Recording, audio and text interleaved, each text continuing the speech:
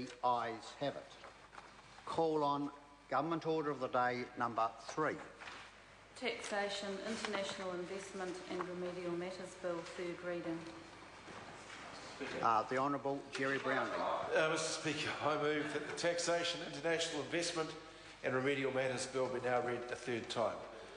Mr Speaker, the bill continues the reform of New Zealand's international tax rules by bringing our tax rules more into line with those of other countries and making it easier for New Zealand-based businesses and investors to compete more effectively in foreign markets. Previously, a New Zealand company's active income from its offshore subsidiaries was taxed by New Zealand. This placed New Zealand companies at a disadvantage in terms of tax costs that similar companies in other countries did not face. To overcome this obstacle, foreign companies controlled by New Zealand investors became eligible for a tax exemption on income from active activities such as manufacturing as part of the international tax reform introduced in 2009. The main measures in this bill further extend the active income exemption to include joint ventures and other significant New Zealand shareholdings in foreign companies that are not controlled by New Zealand investors.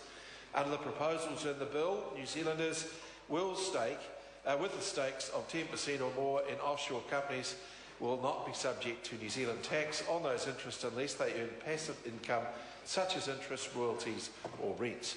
To further rationalise earlier international tax reforms, the current exemption on non-portfolio foreign investment funds in the 8 grey list countries will be replaced with an exemption for non-portfolio FIFs that are resident and subject to tax in Australia.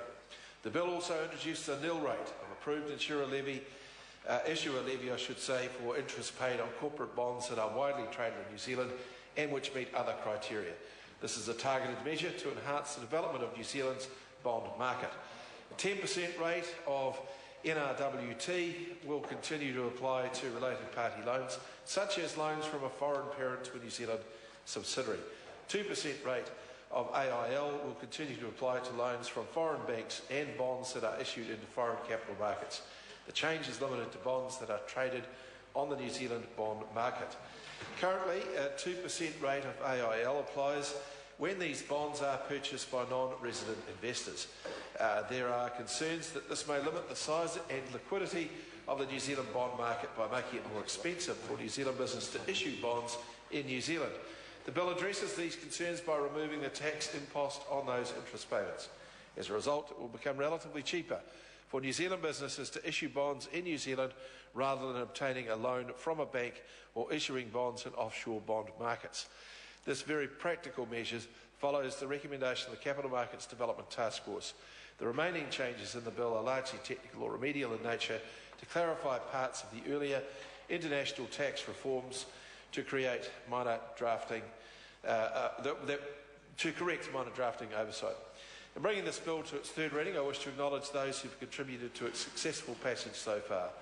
My thanks to the policy officials and the drafters for their work on the detail of this very technical tax bill, and those who made submissions to improve the practical application of the measures it contains.